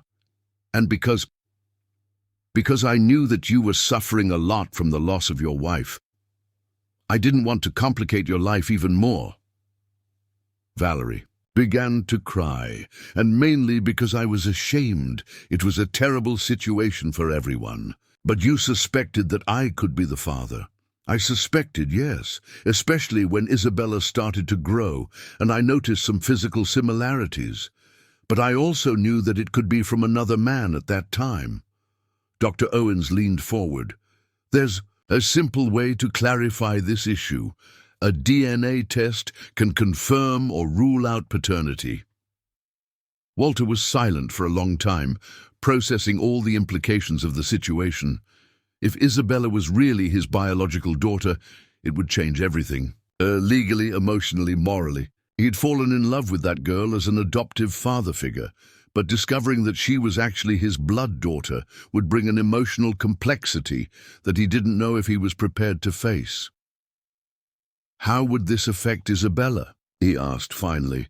"It depends on how you deal with the situation," replied the psychologist. "If paternity is confirmed, it can be something wonderful for her, discovering that the man she chose as her father really is her biological father, or it can be confusing and traumatic, depending on how it is presented. And if the test is negative, then nothing changes. You continue being the family you chose to be." Valerie wiped away the tears. "Mr. Sterling, regardless of the result, I want you to know that I never intended to use this against you. I only told you now because the doctor asked, and because I thought you had the right to know the truth." Walter looked out the window, seeing Isabella play in the yard with Patty. The girl was laughing at something her grandmother had said, completely oblivious to the emotional storm that was happening inside the house. "Let's do the test," he decided. "But regardless of the result, Isabella continues to be my daughter. Biological or adoptive, she's part of me now." "And if it is confirmed that you are the biological father?" asked Valerie hesitantly. "Then we'll deal with this new reality together, like a real family." That night, after Isabella fell asleep, the 3 adults talked late about how to proceed. The DNA test would be done discreetly, without Isabella knowing, at least until they had the results. If it was positive, they would talk to the girl carefully, with psychological support. But everyone knew that, regardless of what the test revealed, their lives had changed forever that day. The possibility that Walter was really Isabella's biological father added a layer of emotional complexity that none of them had anticipated. And while they waited for the results that would arrive in a week, each dealt with their own fears and hopes about what this discovery could mean for the future of the family they had built together. The week of waiting for the DNA test results was one of the tensest that everyone had ever lived. Walter tried to maintain normality, taking Isabella to school, helping with homework, playing with her in the yard, but his mind was constantly divided between hope and fear of what the future could reveal. Valerie had become even more withdrawn, carrying the weight of guilt for having hidden the truth for so long. Patty, always observant, perceived the tension in the air, but respected the adult's silence about matters that she knew were too delicate for comments. Isabella, with the keen intuition of children, felt that something was different, but couldn't identify exactly what. Her drawings that week reflected this restlessness.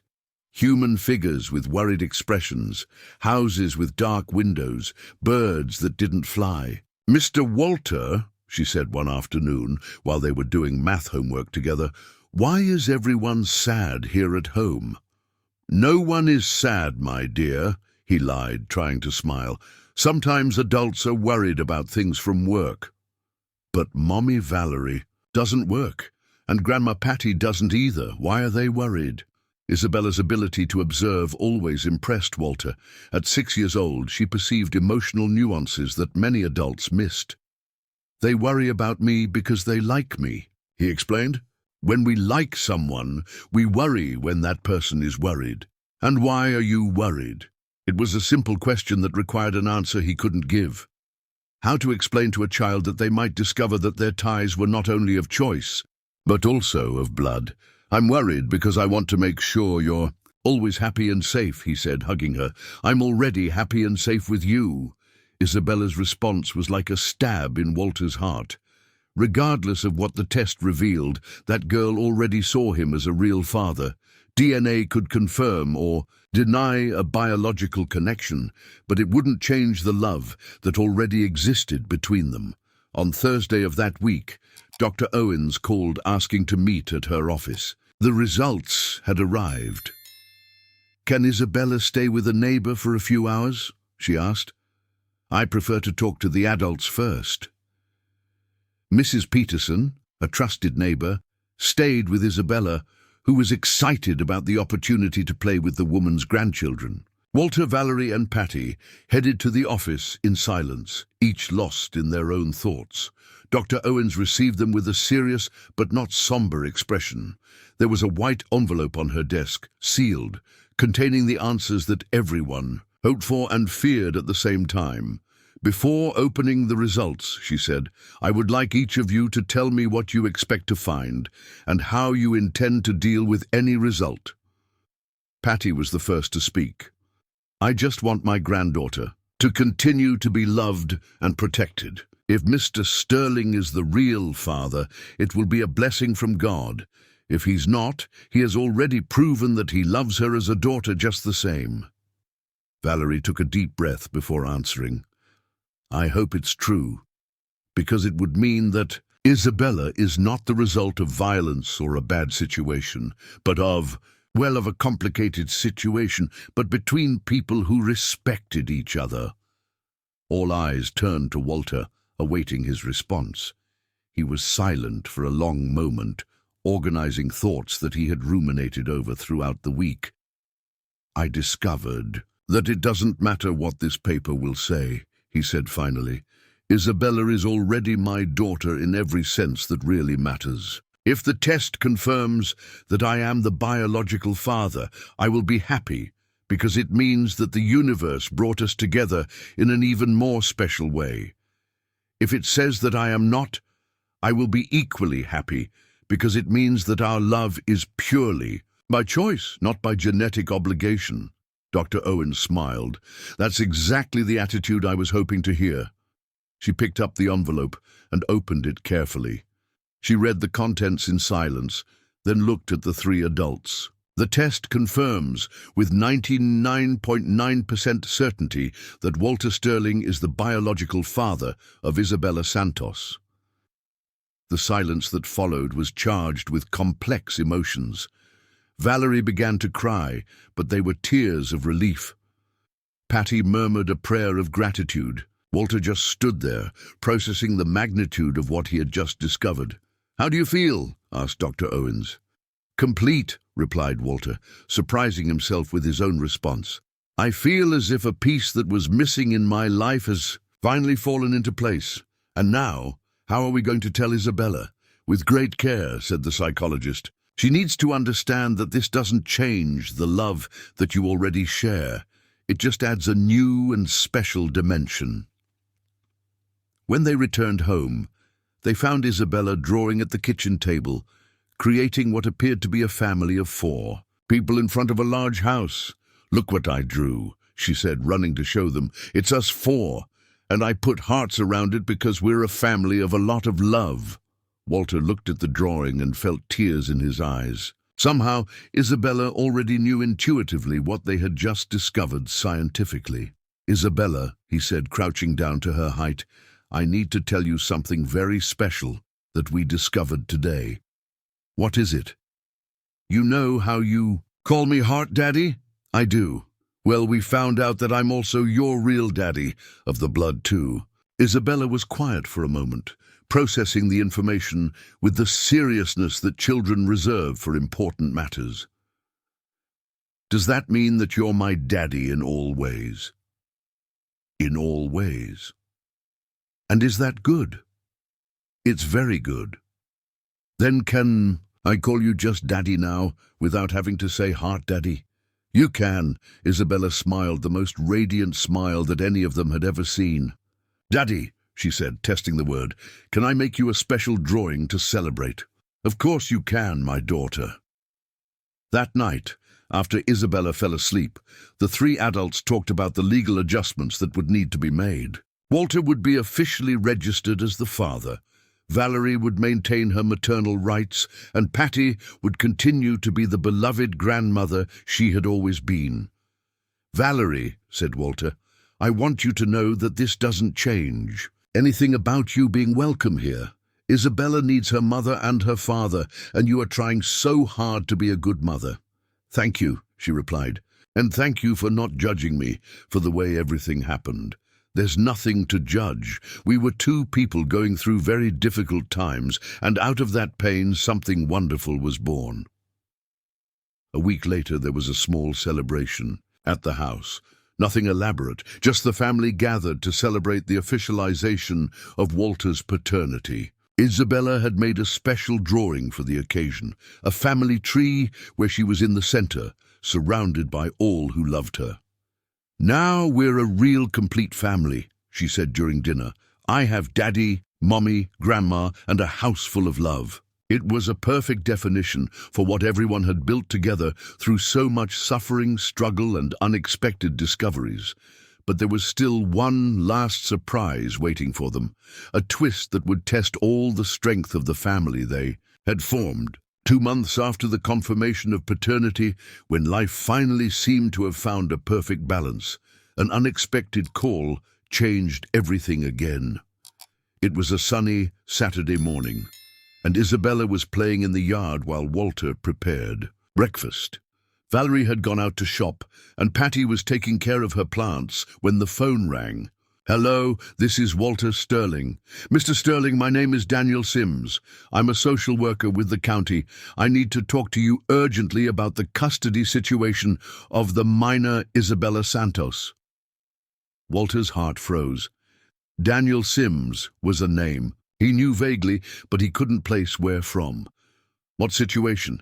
Isabella's custody is regularized. I'm her biological father. Yes, sir, but some complications have arisen. I prefer not to discuss it over the phone. Can I come to your house today? What kind of complications? Issues related to the suitability of the child's current family environment. We have received some complaints that need to be investigated. Walter felt the world spinning around him. Complaints? What complaints? Who made these complaints? As I said, I prefer to discuss it in person. I'll be there in an hour. The call ended, leaving Walter in a state of panic. He quickly called Valerie, asking her to come home immediately, and Ryan, his lawyer, explaining the situation. Walter, calm down, said Ryan over the phone. Daniel Sims. That name is familiar to me, but I can't remember from where. I'll get there before him. Don't sign anything. Don't agree to anything until I'm present. When Valerie arrived home and learned of the call, she became visibly shaken. Daniel Sims, she murmured, paling. I know that name. From where?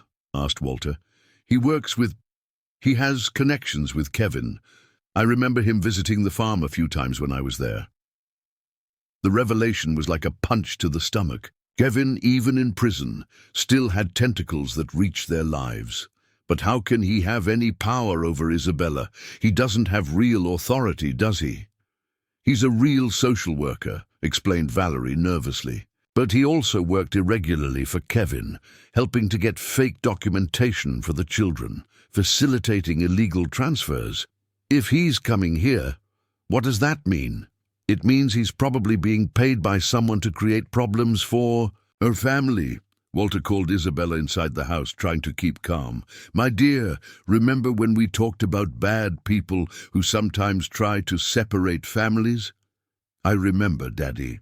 You said you weren't going to let that happen to us. Exactly. And I won't let it. But a man is going to come here today to ask some questions. I want you to stay close to me all the time, okay? Is he a bad man? We don't know yet, but we're going to be careful. When Daniel arrived an hour later, Ryan was already present. The social worker was a man of ordinary appearance, middle-aged, but there was something in his eyes that conveyed a calculating coldness. Mr. Sterling, he said, entering the house with an air of false authority, I'm here to evaluate the housing and care conditions of the minor Isabella Santos. Based on what? Asked Ryan immediately. We received anonymous complaints about a possible unsuitable environment for a child, including allegations that the minor's biological mother has a history of substance use and prostitution. Valerie gasped, clearly hurt by the accusations. Walter felt an anger growing in his chest. These accusations are false and malicious, said Ryan. And who made these complaints? As I mentioned, they are anonymous. But my duty is to investigate any situation that may put a child at risk. Mr. Sims, interjected Walter, trying to keep calm, all of our situations are regularized. I am Isabella's biological father, proven by DNA. Valerie is in treatment and has shown excellent evolution. Our house is safe. Isabella is well cared for and happy. Yes, but there is the question of the emotional instability of the biological mother and the fact that the paternity situation was discovered recently. This may indicate a chaotic family environment. It was then that Isabella, who was quiet in the corner of the room, approached Daniel with an expression that surprised all the adults. Mister, she said in her child's voice, but with an impressive seriousness, why do you want to take me away from my family? No one wants to take you anywhere, child. I'm just checking if you're being well cared for. But I'm being well cared for. I have Daddy, Mommy, Grandma, a nice house, school, food, toys. Isabella turned to Walter. Daddy, does this man want to take me away like those men of Kevin's?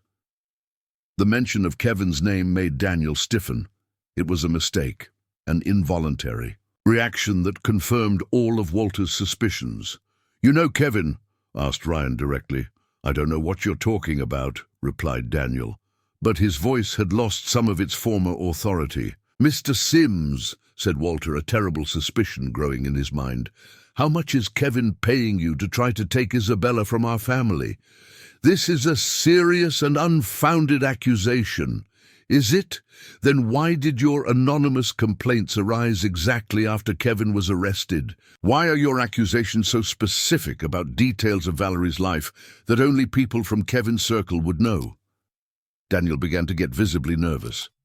I have the authority to remove this child if I consider the environment unsuitable.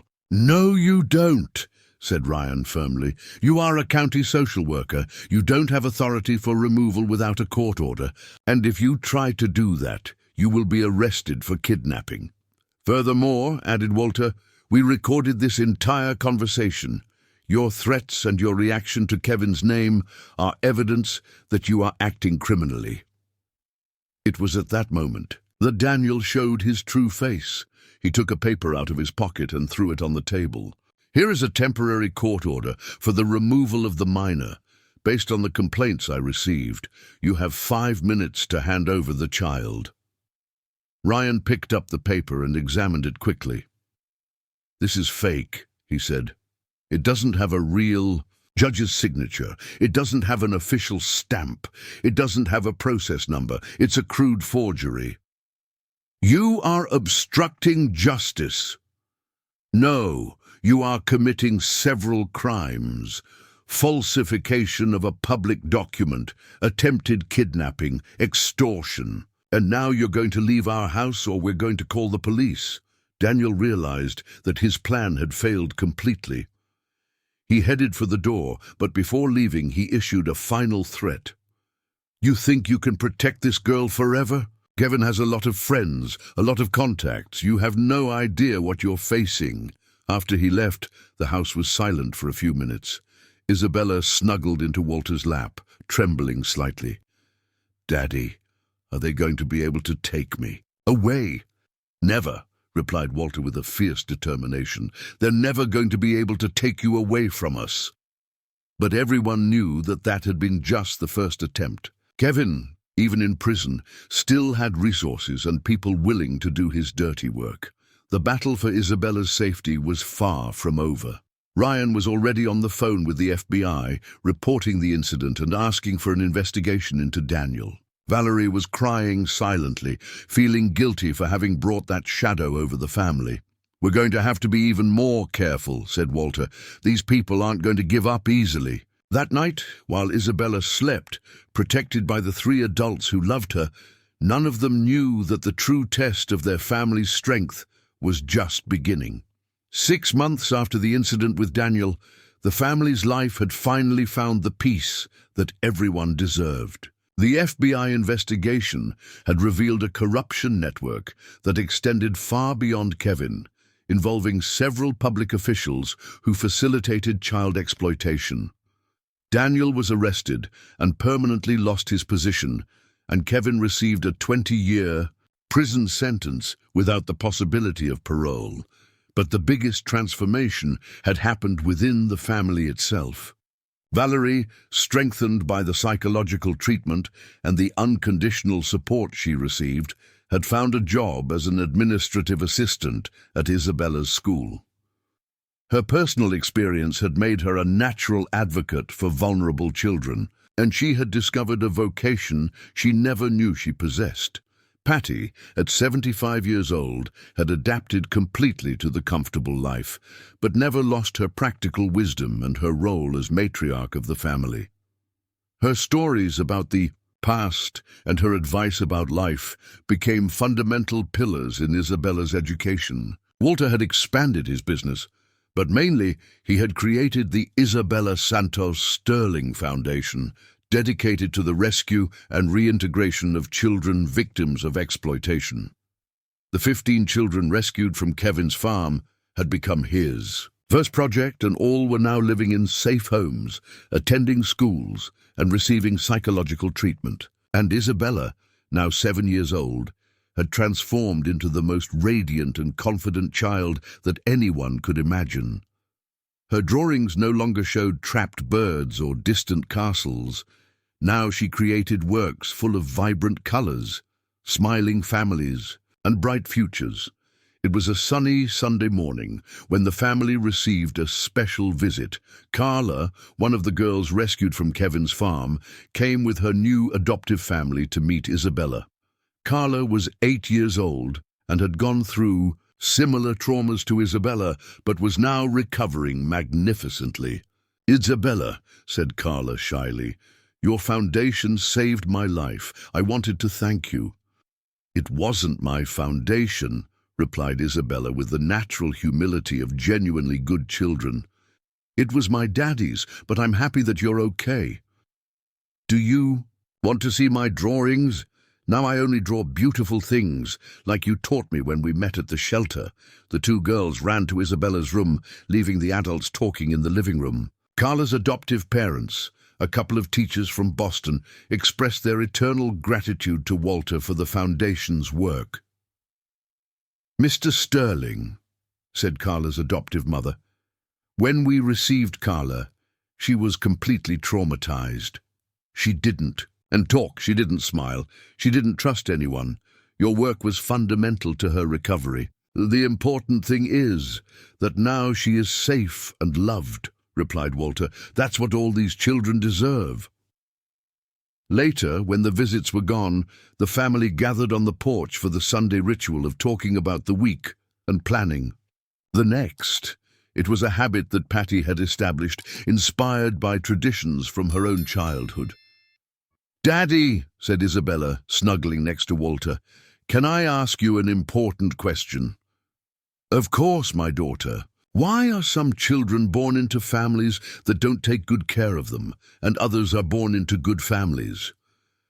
It was a deep and philosophical question for a 7-year-old child, but Walter had learned to never underestimate Isabella's ability to reflect. "I don't know why that happens, my dear, but I know that when we find our true family, even if it's not the one we were born into, we can be very happy. Like I found you." "Actually," said Valerie, joining the conversation, "I think we all found each other at the right time. Daddy Walter needed a daughter to love. I needed to learn to be a good mother. Grandma Patty needed a family to take care of. And you needed people who loved you." "And now we're a perfect family?" asked Isabella. "There is no perfect family," replied Patty with her wisdom of decades, "but there are families full of love, and we are one of them." Isabella was thoughtful for a moment. "I want to do something special to help other children like I was before." "What do you have in mind?" asked Walter, curious. "I want to create a drawing book telling my story, so that other children know that even when life is hard, it can get good again." Isabella's idea deeply touched all the adults. A 7-year-old child wanting to transform her trauma into a tool for helping other children demonstrated an extraordinary emotional maturity and generosity of spirit. "It's a wonderful idea," said Walter, hugging her. "We're going to make this book together, and we're going to distribute it free to all the children who are going through difficulties." In the following months, Isabella worked on her project with the dedication of a professional artist. She created drawings that told her journey from the difficult days with Kevin to the discovery of her true family. But the most impressive thing was how she had managed to transform the most painful parts of her history into messages of hope. The book was released 6 months later with the title "The Girl Who Drew Her Happiness." The first edition of 1,000 copies was distributed free to shelters, schools, and institutions that cared for vulnerable children. The response was so positive that they soon needed to print more editions. During the book launch, which took place at Isabella's school, she gave a speech that moved everyone present. "I learned that it doesn't matter how our story started," she said, with the confidence of someone who had overcome fears much greater than speaking in public. "What matters is how it continues. I started my story with fear and sadness, but now it's full of love and joy, and if I could do it, other children can do it too." Among the audience, there were not only family and friends, but also several of the children who had been rescued from Kevin's network. All were now living normal lives, attending schools, being loved by their adoptive or biological families who had committed to taking better care of them. Carla, sitting in the front row, raised her hand. "Isabella, can I ask a question?" "Of course. Do you still get sad sometimes remembering the bad time?" "Sometimes I do, but when I get sad I remember that now I have Daddy, Mommy, Grandma, and a house full of love, and the sadness passes quickly." "And do you have any advice for children who are still going through difficult times?" Isabella thought carefully before answering, with the seriousness that she reserved for important matters. "My advice is, don't give up believing that things can get better. I draw a lot of birds in my drawings because they remind me that we can always fly to better places.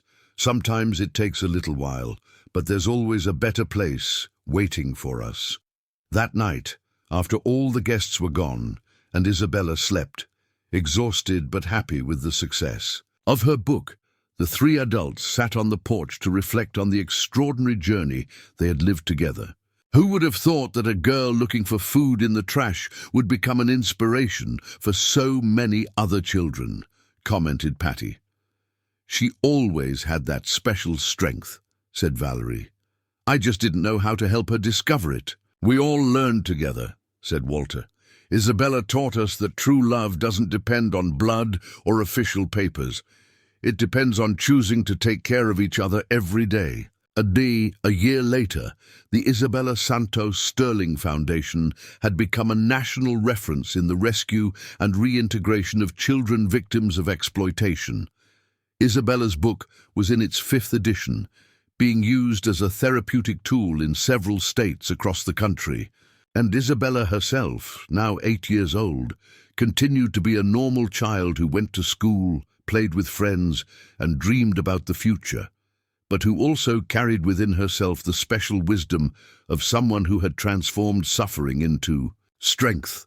On any given afternoon, while drawing in the backyard of the house she could now truly call home, Isabella created her masterpiece, a drawing of a small girl reaching out to other children, all surrounded by colourful birds flying freely in the blue Oakhaven sky. In the corner of the sheet, with her still childish but firm handwriting, she wrote, "Every child deserves to fly." It was more than a drawing. It was a manifesto of a girl who had found her family, discovered her strength, and decided to use both to make the world a better place for other children like her. The story of Isabella Santos Sterling had begun with tears and trash cans, but ended with love, hope, and the certainty that sometimes the most beautiful families are those we choose to build with our hearts.